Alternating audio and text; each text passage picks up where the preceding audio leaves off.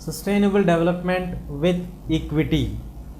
Before going into the details of the lesson, we have to understand the concept very clearly here. Without understanding the concept, you can't understand the lesson at all. The concept is like we are having 4 different words which are giving the meaning for us in this lesson. The entire lesson is driven from the words which are given on the board. Let us see here. What is sustainable? What is the meaning of the word sustainable? Sustainable is nothing but to remain safe without having compromise with the future generations of the issues.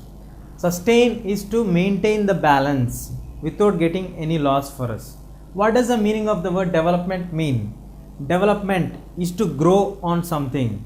Where does it grow? Starting from zero to the higher elevation, like from the village level to the cities, from the lower income group to the higher income groups. So development is not a static thing. It is going on continuously changing. It is a dynamic process. So development has to be done in every field, in every aspect to reach the maximum extent of all the things. Now, sustainable development. What is the meaning of the word sustainable development mean? The development of the trends should be going on in the particular process that the present generation people can use the resources. At the same time, the future generation people also will have their share on the products which we are using right now. The sustainable development, we have seen the definition of the words. Sustainable means to remain. The development means we have developing from one stage to the another stage, or from lower to higher, or from the lower income group to the higher income group. Coming to example of water. What is the meaning of sustainable development in relevant to water? See, if you see an example, you can get a clarity of it. For example, water. We need water. From early morning when we get up, the starting activity starts with water, and the ending also can be taken with water. We can take a cup of glass of water and lay down. Now, water, for example, the entire water which is present in the universe is utilized by our generation itself. Then what would be the condition of the people, those who are going to be born in the next generations? Now, for example, if our forefathers have taken away the entire water which is required or which are we using right now, what would be the condition of ourselves? So, this kind of problems should not arise. Means our forefathers have planned very well and utilized the water in a healthy way or in a meaningful way, which gave for them the chance for us to utilize our share in this. At the same time, when we go to the future generation people, we also have to utilize the water with our equal share, plus their equal share should be preserved for them for the future needs. If we are not at all preserving for them anything and everything we are utilizing for ourselves, it may lead to the damage of the water, and it may lead to the catastrophic issues or dangerous consequences may be generated for us basing on the issue of what we are going to take the water. Now, that is the meaning of the word sustainable development. Then, what is the meaning of the word equity? Equity is nothing but equal. Everybody has equal rights to be utilized the natural resources like water,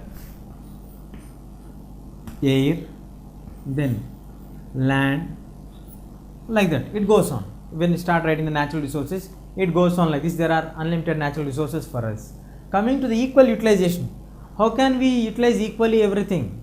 For example, you take air. The air what we are using right now is getting a little bit contaminated or little bit polluted because of the various reasons, or because of our individual reasons, because we are utilizing many vehicles, many cars, or at the same time many industries are releasing their outputs, and all these things will create various kinds of the issues of air getting polluted. Now the entire air gets polluted in some areas, like for example in Kerala we have a region where the helicopters, the government has planned to kill the pesticides, to kill the mosquitoes which are on the fields of 25 acres of land. They kept some 10 helicopters and sprinkled them the machinery and everything, medicines for them, and for a span of 5 years, you can understand that when it is falling from the air, it got mixed with the air conditions and it got into the people. When they are breathing inside, it went into their lungs and caused many chronic diseases. Later it resulted in the sudden death of 5,000 people, because of the lack of proper atmospheric condition, like proper oxygen literally. So there are many issues which needs to be addressed very carefully. So that are the points which we are going to cover in this lesson, that is the sustainable development with equity. The sustainable development with equity means that we have to develop at the same time giving a proportionate share for the future generations of people to have their access to the natural resources. Without having access to the natural resources, this may lead to the problems for us as well as for the future generations. Sustainable development, we have seen the meaning of the word sustainable development. We have seen in the examples like what are the conditions that are going to influence for us when we come across any problems, or what would be the consequences of the issue of the clarity. Now, how do we calculate this one? Can we calculate it with scale? Can we do it with maps? Like how do we calculate all these things? Is it possible to calculate the sustainable development? You can put a question here. Sir, what would be the sustainable question, or like what would be the sustainable development mean for a large? Can we say like a country like America is developed? Is this America following the sustainable development, or the resources which are in America are sustainable? Is America developed to that extent that are we following the sustainable limits there? Can India follow these limitations? Are we following it? Are we neglecting it? If you are neglecting, what is the UNO doing for this? What are the measures taken by the other governments, or why we are not following this? These all could be the reasons for us. Before addressing all these issues, let us see how the basic calculation of sustainable development is calculated. For example, see here, Human Development Index is represented by HDI. I think you all know what is the meaning of the word HDI. Human, H for human, D for development,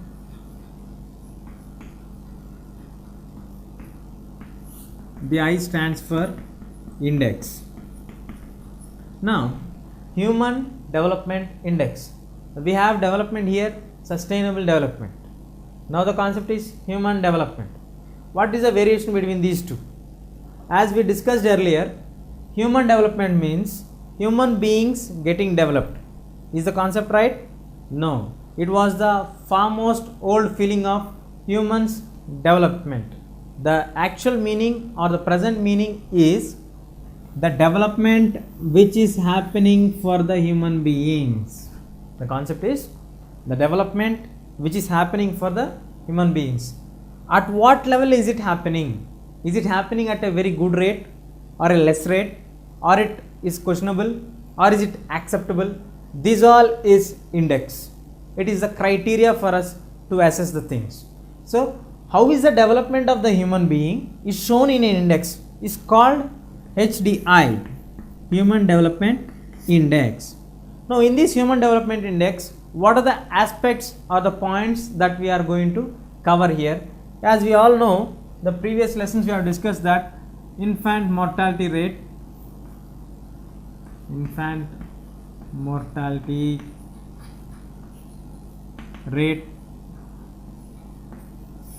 next the concept is literacy rate, next we have the after infant mortality rate we have the literacy rate, then life expectancy. Now see here, in the Human Development Index, it is a clear-cut vision for us, development for the human beings. Where the human beings are developing? Are they developing in their body parts? No, it's not in the body parts. It is in the development of the way of living in the development trends. See here, infant mortality rate. Earlier we have the infant mortality rate, means the word infant mortality means infant is a small child who was born or less than from 1 year of age is called an infant. Mortality means the rate of deaths of the small children from 0 to 5 years is called infant mortality rate. The next concept what we have is literacy. Every person who can read and write in any of the Indian languages. Here we have to remember, coming to languages, how many languages does the Indian Constitution give recognition for that? I think you all know language means the means of communication either by verbal or by written. Both comes under communication of language or the uses of the language. Indian Constitution has recognized 18 languages earlier. Recently in 2002, after the latest amendments, 4 more were added for it and it was made 22. So we get 22 languages recognized by the Indian Constitution, which means that in India all the 22 languages are permitted for all the official works. Other than this, English also is added for us and we get the clarity on the languages. Now, any individual above the age of 7 years, which means a boy who is above age of 7 years or a girl who is an above age of 7 years, which means like above 4th standard could be an easy criteria for us to understand the issue. Above 4th standard, who is able to read and write, who is able to read the newspaper and put his views on the paper. Like for example, if you want to express something, he can put the views on the paper and express his feelings, then he is called. Read and writing capacities are there with the individual or with the boy or with the child. So the person who is above 7 years of age and who has the capacity to read and write is called literate person. That condition or the situation is called literacy. Next, we have the life expectancy. As soon as a boy is born or a girl is born, how many years they are going to survive on this earth? Especially basing on the country, we have the clarity on this. For example, if you are born in America or in England or somewhere, you have the life expectancy more than 75 years there. When it comes to Pakistan, you may have only 50 years the life expectancy or less than that. If you are born in like Saudi or somewhere, you may have up to 65 to 80 years. Coming to our country, what is India's life expectancy? It is earlier it was 60 years, now it is expected that 74 years or like 65 to 70 years. Now, infant mortality rate we have discussed, literacy rate we have discussed, life expectancy we have discussed. Now, all these three together, are they directly linked with the Human Development Index? Do you think they are directly linked here? Yes, they are directly linked with the human beings. Automatically the human beings are developed. How do we say that human beings are developed? Because a boy who is born of 0 to 5 years, if he is not surviving, there is no development there, there is no human being at all there. Then at the same time, if he is not able to read and write, he is not a literate, he can't utilize his accessories, bank accounts or anything properly, then it is a negative point for him, he can't develop here. Then comes to life expectancy. If he dies at the age of less than 40 years, what is the positive point he is going to learn from here? He can't lead his family properly. Those who are belonging to his family cannot rely on him properly. These all could be the other negative points. So, Human Development Index is nothing but which shows these all criterias are fulfilled properly, then only we get the Human Development Index successful for us. That leads to the success of the human beings in their day-to-day life. This is called Human Development Index. Now, what is the link between Human Development Index and the sustainable development? When all the human beings are developing properly, it leads to the overall growth of the society, overall growth of the nation, overall growth of the region. That means it is a sustainable development in regards to human beings. We shall discuss what is the other important factor which we have for us for the sustainable development. The sustainable development, we have discussed about the Human Development Index for us, how the concept was developed, how is it benefiting for the human beings, whether the human beings are getting benefited or not. In detail, we have discussed about the Human Development Index. Now, let us see the other important factor which shows the growth or development for us, that is GDP. I think you all know what is the meaning of the word GDP. Generally, the framework of GDP is this: gross domestic product. Gross, what is the output finally we are getting from that? Domestic, within the country how much we are getting for it. Product, the final outcome of the thing. So gross domestic product was the another criteria which will assess the availability of the sustainable development of any nation. Is these two aspects like GDP and Human Development Index what are they trying to show for us? Are they both irrelevant, or both of them are connected to each other, or both of them are interlinked with each other? How we are going to assess them? When we discussed about the products, we are nowhere discussing about the human beings, their attitudes, their life expectancy, their range of birth and deaths, or the capacity for the person to read and write. This is irrelevant or a new concept when compared to this concept, the human development concept. Then how do we use these two as a criteria for us to say that whether a country is having a sustainable development or not? We have to understand these two as the two sides of the same coin. We need a country to be developed means we need GDP and we need the development of Human Development Index. Earlier, which means like around some 1980s, we have a misconception that only GDP increase may lead to the development of the nation, which means that human development was a new concept, like the famous economist, sociologist have studied detailedly about the development concept of any nation and came out like M.S. Swaminathan, Amartya Sen.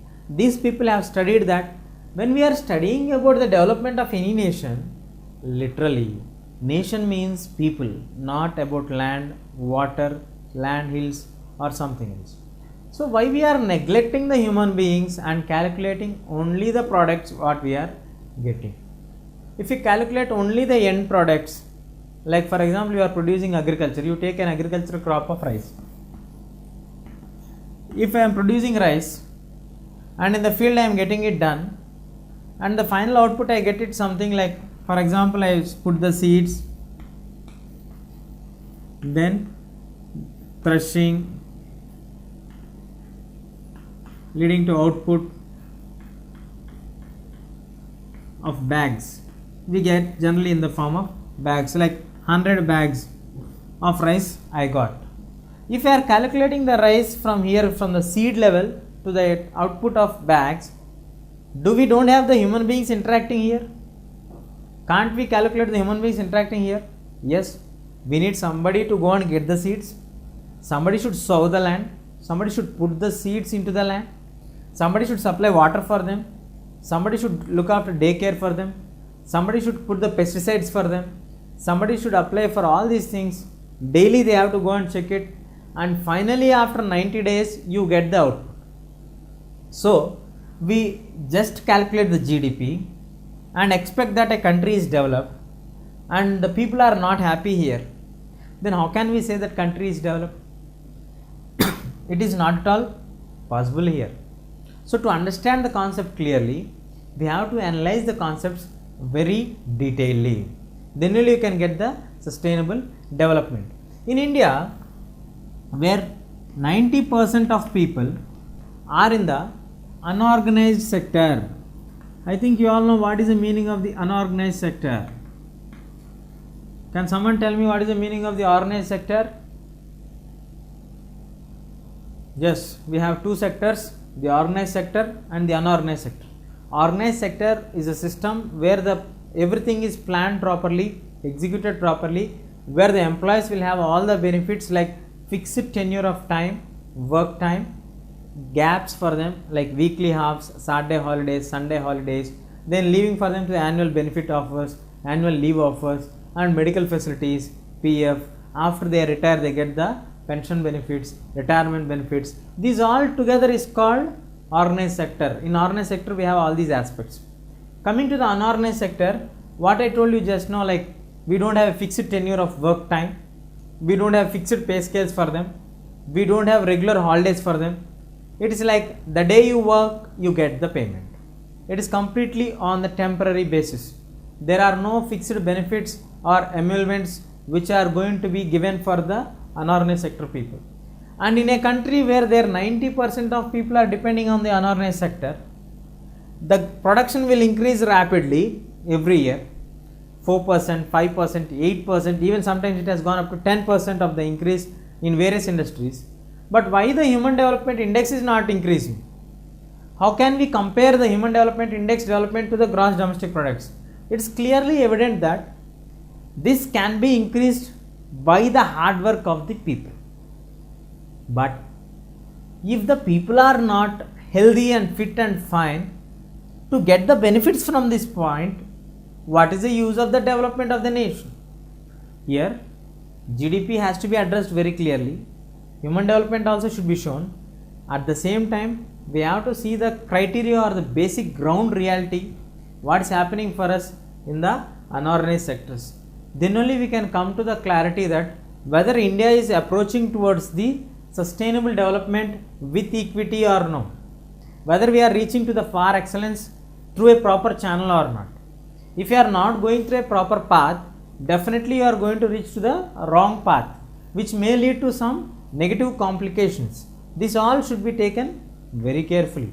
Now we have the concepts of Human Development Index, GDP, and many of the people working in the unorganized sector. Now we have the criteria of people, like people in the various regions are like from the very low level group. With the increase in GDP, with the increase in the production, we are giving a choice for the people who are having access to money, can have a variety of choice for them. Like for example, if I want to take a mobile, if I have an amount of 20,000 which I can spend, so I can have an options of taking the various kinds of brands, various features. I can go to the specifications and find out the things. If a person who is having only 2,000 rupees, will he be able to access same options where I am going to get access for it? Is it true? No, it's not possible, because 2,000, 20,000 has a lot of variation. So we get the opportunities basing on the amounts what you are getting. So the same situation is existing in the here also. The GDP is more, means you are getting more products available in the market. The number of people getting access to this is very less. How is this happening for us? Let us see the diagram which is given for us here. In India, the situation is this: nearly 135 million people are coming under the poor category people or below people. How can we say that these people are in the below category people, or why? What is the basic criteria for them? Just as clear as we told in the example, that basing on the income we assess the people. The income of this group of 135 million people, which is comprising of the 90% of the unorganized sector people, as we all know that in the unorganized sector the incomes are very low, which means that these people belong to which group? The low income group. Yes, the very low income group people come under this section A group. Let us put the name A here. Now coming to the section B group. Section B group also we have 71 million people. The 71 million people are coming under section B, means here they are not completely in the organized sector, but they have got some better chances than the below category people of A, which means that they got some fixed amount of income as a monthly payment for them, or let us consider that as salaries for them. Let us take these people are salary oriented people. These people are daily wages oriented people. Don't get confused here. The section A people are daily wages oriented people who are paid per day certain amount or per week certain amount. Section B people are paid per month a fixed amount. That is called section B or salary based. There we have 71 million of people. This group is called aspirers group. The group is known as aspirers. These people tend to get aspiration or lead their lives with the positive trends, hoping that they will reach to the next level. What do we have in the next level? We have in the next level, let us put the name C for the next level.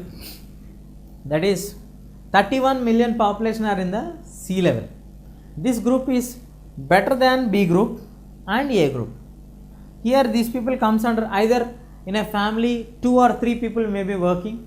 The fixed incomes may be same like that of the B category and better than the A category, but 2 incomes we are getting. For example, if family like husband and wife are working, each one gets 30,000 per month, then with the total income of the family is 60,000. These kind of families are called middle class families. Now coming to the other one, highest level of income group or the rich category of people, that is D category people.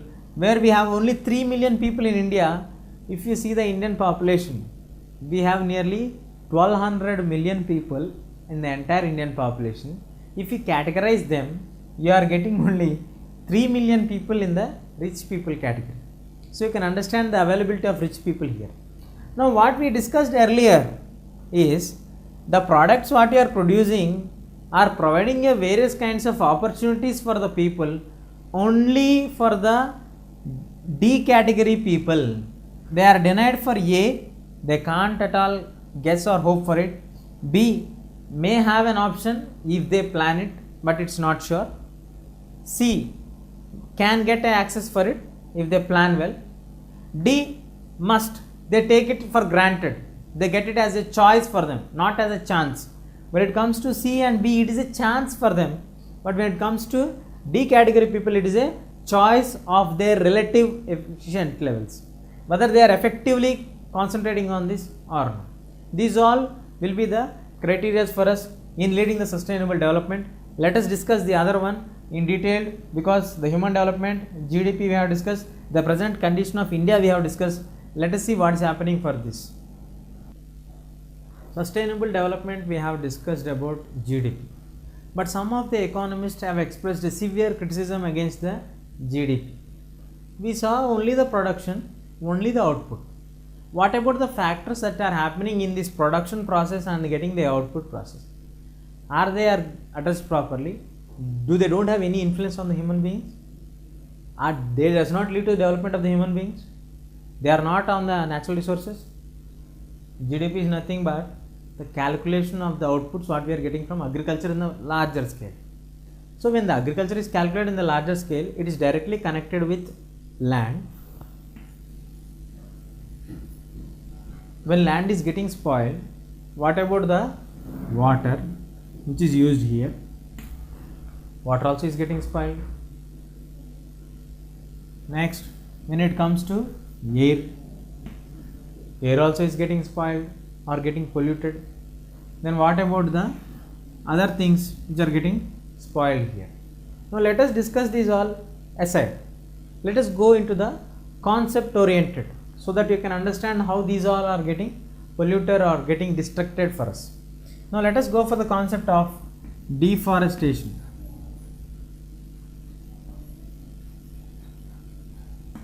What is deforestation? You know what is deforestation? Okay, you don't know what is deforestation. Let us see here. Deforestation. Forests are being deed. Deed means removed. When forests are being removed, how are forests removed? Forest is packed and taken away from one place to another place. Is it possible? No. Forest is nothing but the plants or large trees which are in the forest region are cut down and taken away, and the land which is filled with trees is cleared completely and formed like a playground or a land for agriculture, which may lead to the formation of cultivation of crops or construction of apartments or anything else as per the requirement of the person who does that cutting down. So this process is called deforestation. Because of deforestation, we are getting disturbance in the ecological balance. Where are we getting the disturbance? Ecological balance. What is ecological and what is balance? Have you heard the news? Like this year we may not get good rainfall, or next year we may get good rainfall. Because of this cyclone we are getting rains. Actually the rains have to be come in the month of June, but because of climatic change we got in the month of July. Like this, generally we listen to this kind of news and phrases which are used in the news clippings or newspapers and all. That is nothing but when a forest land is cleared, the temperatures on that region and the carbon dioxide and the oxygen levels will get variated. We get the temperature increased here. When the temperatures increases, when the rain should come, that moment rains do not come. When the rains don't come properly and we get the variation, the crop season will get extended, the climatic condition will become imbalanced, because in summer you can't expect rains, and in rainy season you can't expect the sun to shine like how is it in the summer season. So this getting of variation is like summer coming to winter, winter coming to the rainy season. This mingling up of the climatic conditions or the weather conditions is called ecological balance. This will get distracted. When once this get distracted, the land, people who are living on the land will get problems. The water, you don't get rains, you don't get water. The air, here there are no plants, the air is getting polluted. So because of one deforestation which is done by the human beings, there are many problems for us. This is one point which is not at all calculated in GDP. The next point what we have is the soil erosion.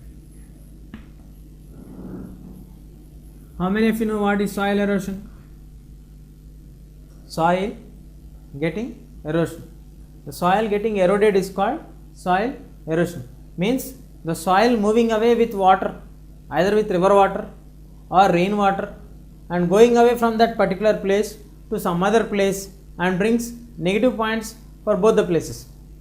How can soil going from one place bring negative point for that place, and where it is going there also negative point? Is it possible?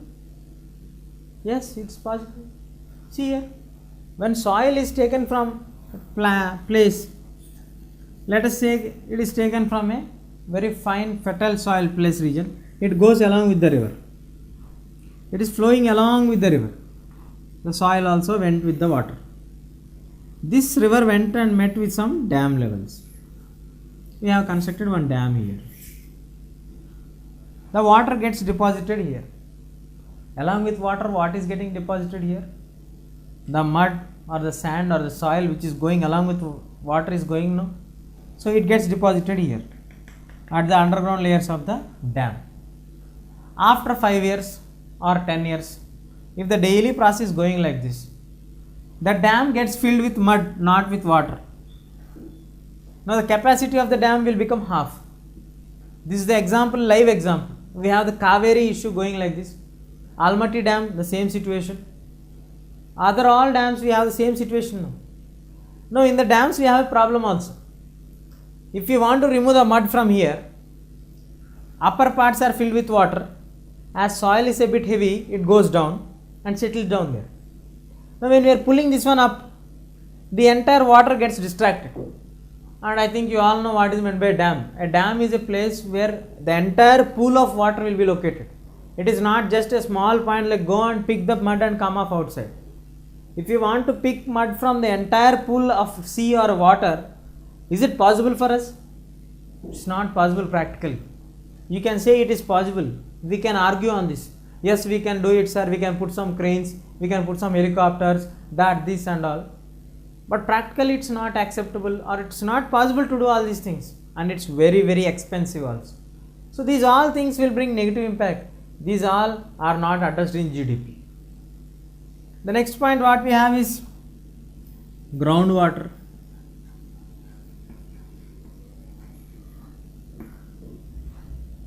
What is groundwater? We are discussing about water now here.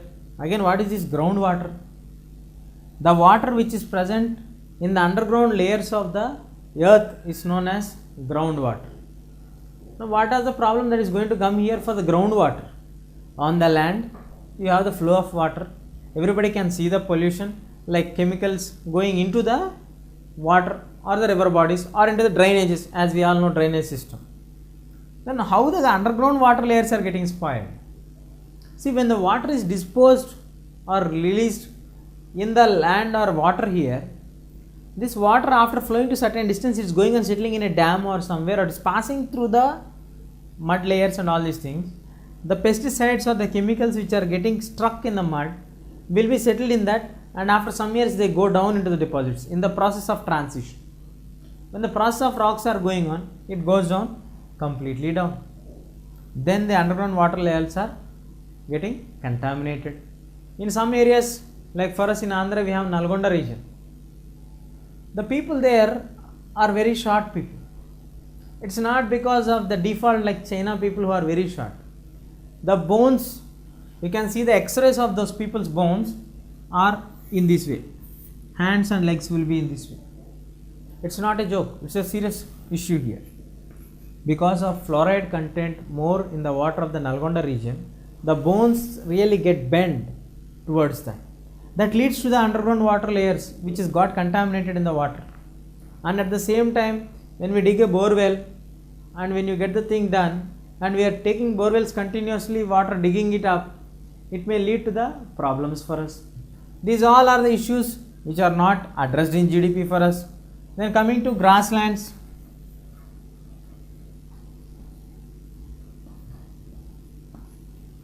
What are grasslands doing now? What is the advantage of having grasslands for us? For example, see here, the grasslands are nothing but the places which are used for us for our grazing of our animals. The grazing of our animals can be done only in the grasslands most of the time. When the grasslands are, suppose you are sending daily your buffaloes to the same grassland, grass will grow as per its length, but buffalo does not eat it as per the length of the grass growth. It eats according to its stomach size as per its needs. So when the situation is this, grass grows, let us take at a each of 1 centimeter per day, and buffaloes are eating 4 centimeter per day. Is it getting balanced? It's not balanced. Automatically what happens?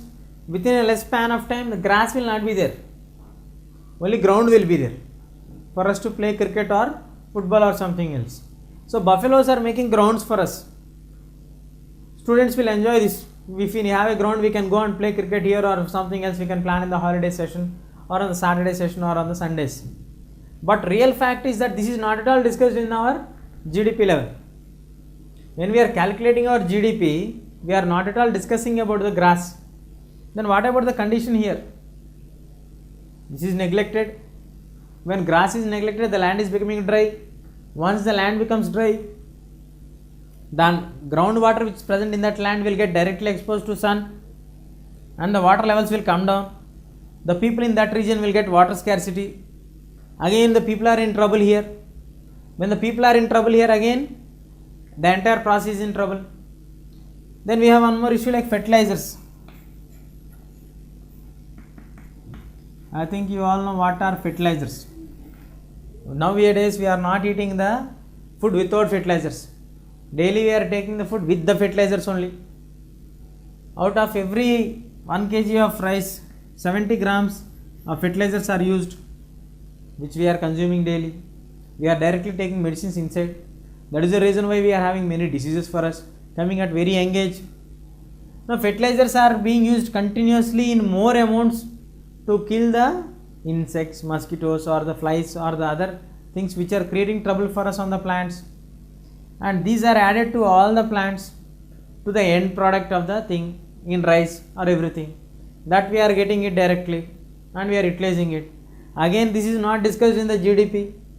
So many of the economists have a view that the GDP could not be the exact calculation levels for us because there are many negative points which has to be addressed clearly, which has to be analyzed clearly, and there is a disturbance in the ecological balance which cannot be taken neglected. So these all are the factors which has to be assessed clearly to get a clarity on the product. Then only we can discuss about the development. Let us see the question now. Is India doing development in the aspects of economic level, production level, and whether these all are done in the sustainable level or not? We'll discuss. Now, in the previous part of the lesson, we have discussed about the Human Development Index, GDP, how the economists have their criticisms against the GDP. Now, before going into development, let us see environment. What is environment? The place or the regions which are surrounded to us is called environment. In the environment, how is the development done? Environment and development.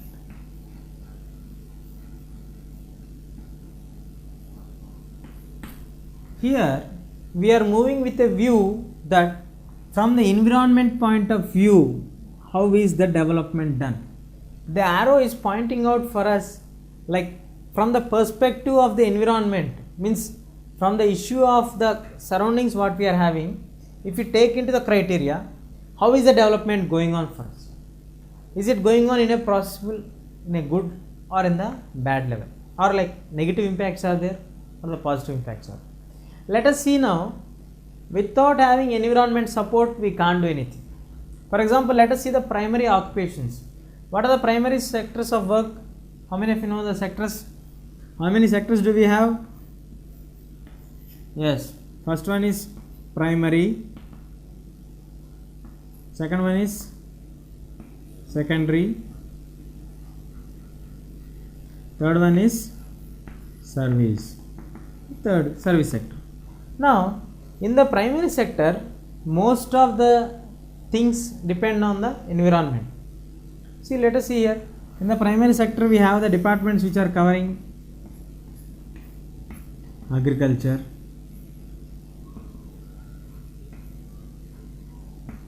mining, quarrying,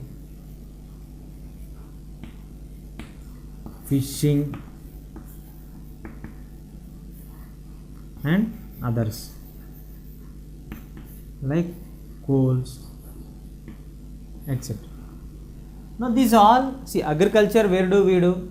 In the environment, on the land.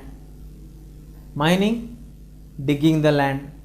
Quarrying, breaking the hills or hillocks on the land. Fishing, on the land, water bodies. So these all are interlinked to the development. Who are doing all these things?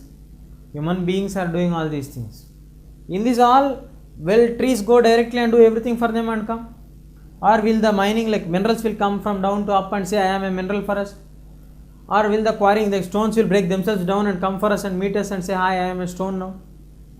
Or fishing, fishes will come up and say good morning for all of us and go? It's not possible. These all are done by the human beings in order to get certain income and to achieve some development. Without getting all these things, environment is not there, means there is no development. When there is no environment, there is no development. It is nothing but people's resources. People are directly linked with the environment. Must for the people. Environment is must for the people, and for environmental activities, people are must. So these two are interlinked for us. If these two are not interlinked, there is no development for us. And there is no meaning in the development where there is no benefit for people or for environment. Now practically what is happening for us? We will discuss. The sustainable development, we were discussing about the environment and development. Now coming to the environment and development, we have discussed various aspects which are relating to this and relating to the development. How do we come to the criteria here? Now let us see into the fact that what is happening at the ground reality level. Let us see at two examples. Let us take a farmer or a region where it is having the water problem.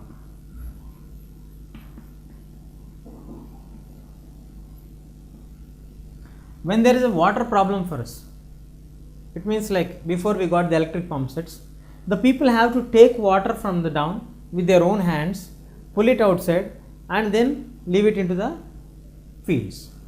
So when the water is that condition, the underground layers or the levels of the waters in that regions was above than the optimum level.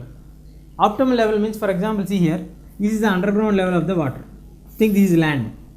Inner layers of land, we have various layers again. In that we have the water capacity for us. They are up to the mark. Like generally we have up to half, but this time we have full layers of the water. This is the underground layers of the water.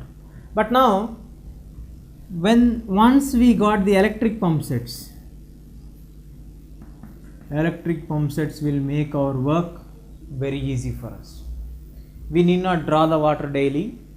The water will come automatically into the pump. The tubes can be connected, can be released water directly into the fields. So you can switch on the button, you will get water supply in the fields at very fast, very high speed level. Earlier we have to draw the water. We used to draw very slowly for daily 10 buckets, 20 buckets, maximum 100 buckets by keeping people under. But machine will draw within 10 minutes 100 buckets of water. We will not stop in 10 minutes. We will put for 1 hour. Full field should be watered, extensively watered. In 60 minutes means earlier you used to draw the water of daily 10 buckets, meaning 1 day's capacity. Here with pump set you are using minimum 7 days capacity of water what you are using earlier, today you are using. Means for 1 day if you are using 7 days, for 10 days how many days you are using? 70 days. Then for 100 days, 700 days. So per year you are using 3 times to 5 times extra capacity of the water daily. If it continues continuously for 4 to 5 years, the underground water levels will go completely down. There will not be any water levels here. This is one major problem what we have for us. When the underground water levels are not sufficient in any village or anywhere, what is it is going to do for us? Are we going to get any benefits from this? We are going to get negative impact from this. It is not at all sufficient for us. It is not at all good for us. We have to check this address very carefully. Then only we can solve the water problem. We have one more example. The book name is Silent Spring. Yeah, the book name is Silent Spring. This book is written by Rachel Carson. Her name is Rachel. Carson comes under her surname. So Rachel Carson expressed her views in the book of Silent Spring about an incident which is happening in our country, India. She observed it very carefully and came with some specific conclusions like what would be the effects of the Indians doing this kind of things. What are Indians doing now actually? Are they doing something wrong? According to Rachel, it is wrong. What is the wrong thing that Indians are doing? We will discuss. So, sustainable development we have seen. We have some issues like people. We have discussed about the people. Do people have rights on something? Yes. People's rights are enshrined in the Constitution. I am not discussing about the Constitution. People's rights over Constitution or like over. What sustainable development we are discussing now? What is the meaning of sustainable development? On what do we want the sustainable development? Good. It is on the environment, the final focus. So, do really people have right on the environment? Are there any incidents which have proven for us that there is no right for people on the environment? A real incident which happened in our own country during 1994. One famous personality who is as a central minister till 2014 recently, I think you all know his name. His name is Digvijay Singh. Digvijay Singh. Mr. Digvijay Singh, who used to look after AP affairs also, who came to AP many times. He was actually in 1994 we are discussing. He was the CM of Madhya Pradesh. Mr. Digvijay Singh is a well-known person who started a major initiative to develop the region of Madhya Pradesh region. In the Madhya Pradesh region, we have most of the lands covered with forest lands. Forest lands in the sense, it means directly that we have tribal community people. We have tribal community people in large number. Now, Mr. Digvijay Singh came with a concept like Sardar Sarovar project, or in simple words let us say it's a dam. He planned to have a dam. Generally dam will be built to block some river's water. What is the name of the river where Digvijay Singh planned to get a dam? Very good. The river name is Narmada. So when the river name is Narmada, which is flowing through this region of Maharashtra and to Madhya Pradesh, and then it is the only river which flows reverse, means like opposite trend of the Indian rivers, which flows through west. So it's starting from Madhya Pradesh and flowing to this side. So we want to block the water here for the uses of the people here. As his ideology is very good. He is going to build nearly for many large and small scale dams which are very much necessary for us. In this process of building a dam, generally if you want to build a dam, we need a large place of land which nobody should live there. If anybody is living there also should be evacuated from there, should be removed from there, should be displaced from there. So what is the thing that he is going to do from there? So when he does this, nearly 3000 villages are going to get displaced. Villages in the sense directly people are going to get displaced from here, and many of the people here belong to the tribal communities. The tribal community people are having a very close affection towards the forest.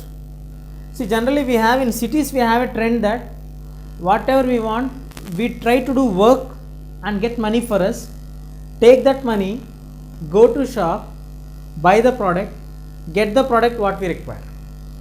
But the concept of the tribal people is they trust more on forest. They pray to their mother goddess, forest as their mother goddess. They trust more on forest. They clear small piece of land of forest. The flow of water or the layers of water which is flowing through the forest, they divert them into their fields. They supply water for them. They do the agriculture sufficiently for them. Then they save for them whatever is required for them. Only the excess one they sell it for the market at the minimum price. So when we are constructing a dam and the tribal people are having close affection towards the forest, as we know that they are having the agriculture system, their own pattern of water resources, then they have the issue of supplying it for the other people which they have the surplus amount, the extra amount. We people buy everything and get it for us. These people do everything in the agriculture, vegetables, fruits, then the plants, trees, firewood, everything they depend on the agriculture. They know each and every plant and what are the plants that are medicinal herbs. They don't take any extra medicines of allopathy. They take completely the herbal medicines which are required for them at the utmost level. So they take all these things in such a way and they are very closely interlinked with the forest. Now when Mr. Digvijay Singh came up with the project, nearly 3000 villages are going to get disappeared from the Indian map. The reaction of the people we have to see here. The people are completely dissatisfied because, and they were advised freely that you go and stay in Gujarat. These people wrote a serious letter which is given for us in the book, mentioning that what they are doing in the tribal region, what are the benefits or what is their bonding with the forest, and questioning the possibilities of their developments in the Gujarat. It's only to the half level. Here we are producing variety of crops as per our requirement. In Gujarat, we have only the choice of producing either rice, wheat or a cotton crop, which are more useful for selling, not for intake for us. They wrote a serious letter asking the question of this. Later the issue of Narmada Bachao Andolan was raised. It went to a very peak level. Then the government came down, made some changes for them, entrusted some rights for them and brought some of the issues, but the issues could not reach to the expectations of the tribal people. So from this we have a clarity here that do really people have rights on the environments? Do really the tribal people have rights on the forest lands where they are belonging to, from where they are staying from generation to generations? Are they really having all these things? Do you think really they are experiencing all these things? Literally it's no. We have one more movement which happened in a region called Chipko. or like Chipko Andolan. This also relates us with the people's rights of the environments. That Andolan was done in 1970. It is a place near Uttarakhand, the Garhwal Himalayas. The tribal people kept their protest in a different way. When the contractors were licensed to cut the forest lands, the people went and hugged the trees and asked the contractors to cut their bodies first, then cut the trees. They thought that we and forests cannot be separated. So you better kill us before you kill our forest. So these kind of movements have raised the momentum that people should have some rights on the environment. Yes, because especially the tribal people, they are very closely associated with the lands and all these things. And if we are not able to address these people properly, when they come out of that, it is like a fish which is brought out from the water. Do fish have any life out of the water? No life. The same way the tribal people feel when they are out of the forest region, they are new people to the other people. They have their own culture, their own system, their own traditions, which are not known to the other people. Where they are self-sufficient in the forest, but when they come to the outside, they are like laborers. So these kind of issues should be addressed very seriously to attain a sustainable and equitable development for us. That too, which is a major concept for us. So people should be given some certain amount of rights on the environments where they are living for us. The sustainable development, we have discussed about the GDP, the various issues which are against the GDP, and many of them have expressed their views, and the negativity has increased to a par of excellence that many of the socialists came with an argument that if you have money, if you have the basic criteria of owning some amount of money, can I buy everything?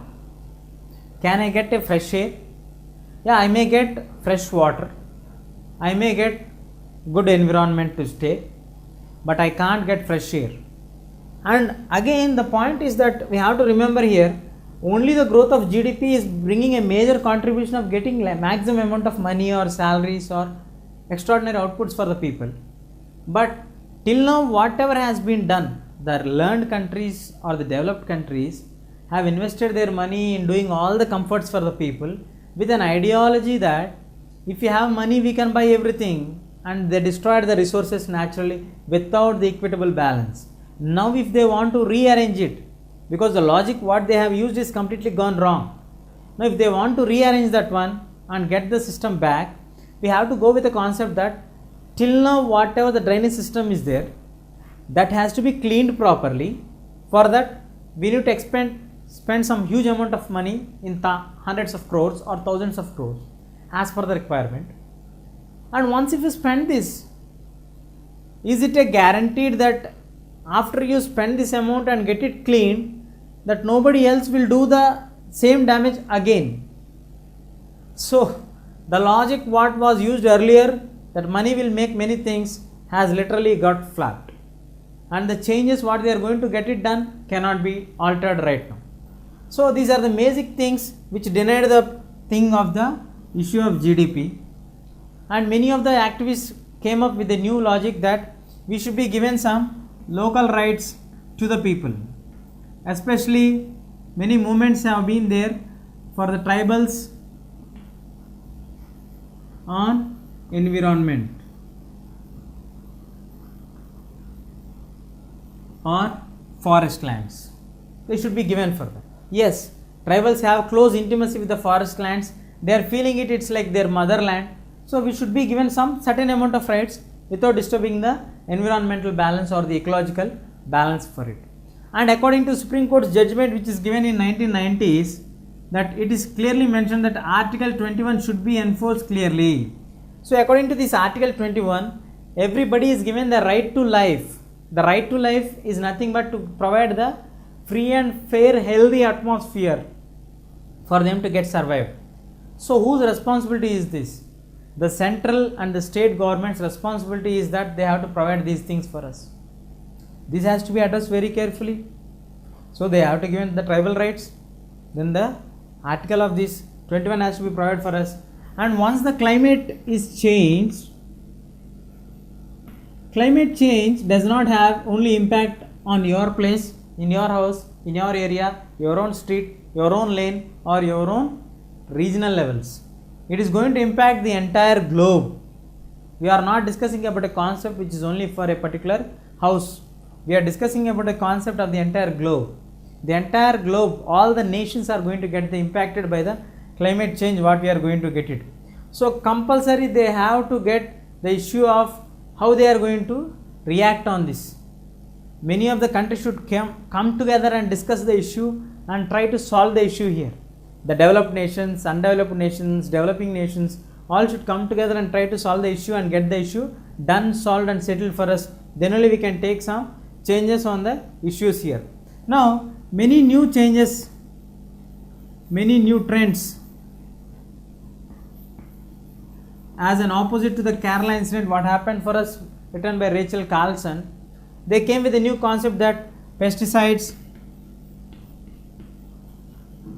the natural pesticides, using of the microorganisms to develop the farms, earthworms to eat up the unnecessary things, then to develop everything organically. Instead of using the fertilizers, use the organic pesticides in your farm fields and generate it. And we have an ideal state for us like Sikkim, where it is going completely towards organic agriculture, organic setup. And by 2015, we are going to have a new state recently found, Uttarakhand, also planning to get 100% only the organic cultivation of the crop.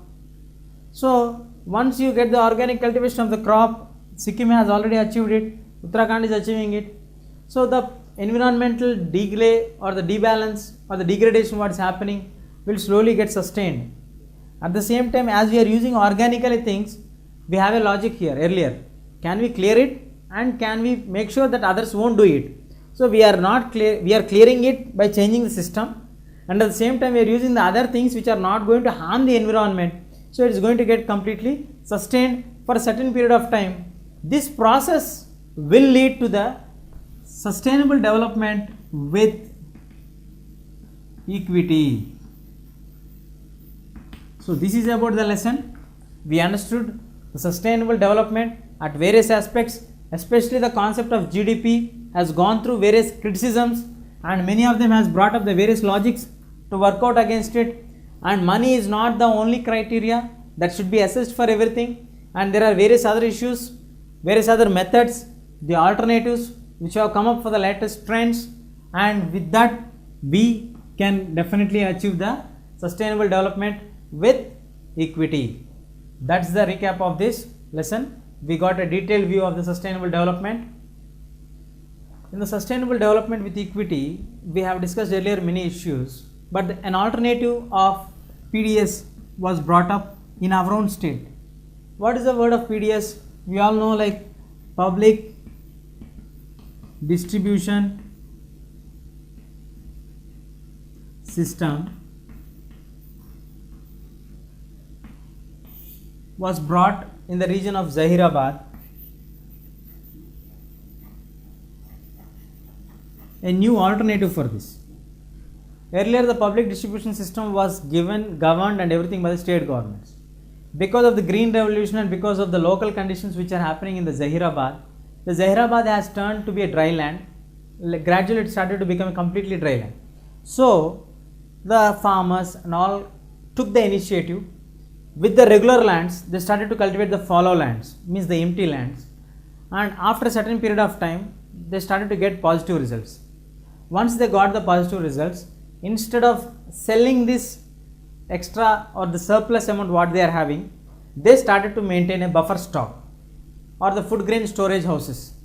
They stored the food grain storage houses completely carefully for them, and they had the system of public distribution basing on the cards. They started to issue the food grains from the food grain storage houses or the store places for the buffer stock. So like that they generated a new alternative to attain the equity here. It is nothing that we can't do anything.